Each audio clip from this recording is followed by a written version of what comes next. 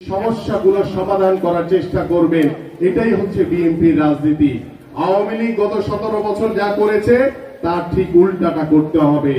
আমরা আওয়ামী লীগ যেভাবে মানুষের উপরে জোর করে প্রভাব বিস্তার করার চেষ্টা করেছে, আপনারা ভুলেও এই কাজ করবেন না। কারণ বিএনপি এদেশের সাধারণ মানুষের দল, জনগণের দল। সেই জনগণকে সাথে নিয়ে কিন্তু আমাদের পথ চলা, সেই জনগণকে সাথে নিয়ে আমরা আগামীর বাংলাদেশ গড়তে চাই। আমি ছোট্ট একটি কথা বলতে চাই। আমি আজকে সকালে একটি কলেজে গিয়েছিলাম এই কর্মসূচিতে আসার আগে।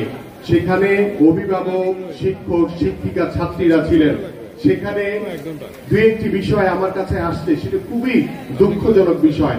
আমরা দেখেছি গত 17 বছর ওই স্বৈরাচার সরকার, তারা যখন কোন স্কুল বা কলেজে গিয়েছে, আমাদের নেতা কর্মীর মানে ওই আওয়ামী লীগের নেতা কর্মীদের ভিড়ে প্রধান শিক্ষক পর্যন্ত বা প্রিন্সিপাল পর্যন্ত বসার চেয়ার পেত না।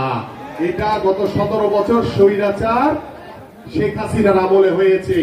কিন্তু আমাদের এই বর্তমান চলমান সময়ে এখানে আমাদের মহানগরের নেতৃবৃন্দরা রয়েছেন, এখানে আমাদের নেতা কর্মীরা রয়েছেন।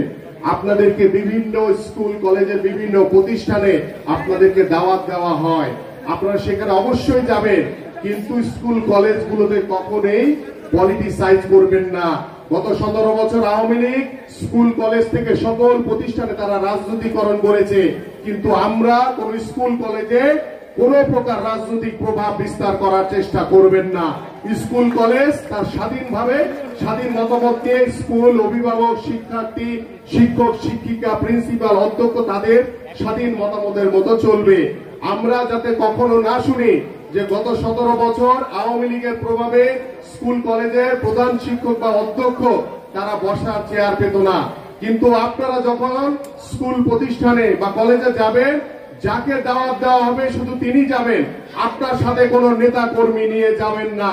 কারণ স্কুলের ভিতরে কোনো রাজনৈতিক প্রতিষ্ঠান না, এটা সেখানে আপনারা অবশ্যই এটি গুরুত্ব সহকারে দেখবেন। এটি আপনাদের কাছে আমার বিনীত অনুরোধ রইল। পাশাপাশি আমরা যে বিষয়টি নিয়ে আমাদের আজকের যে কার্যক্রম, যে সদস্য নবায়ন, সেটি নিয়ে ইতিমধ্যে আমাদের বক্তারা বলেছেন এবং আমরাও বলার চেষ্টা করছি এবং আমাদের মাননীয় মহাসচিব তিনিও আপনাদের সামনে বলবেন। আমরা যে বিষয়টি আবারও বলতে চাই যে কোথাও কোনো যাতে বিএনপির নাম বদনাম হয়, এই ধরনের কোনো কর্মকাণ্ডের ভিতরে দয়া করে কেউ জড়াবেন না।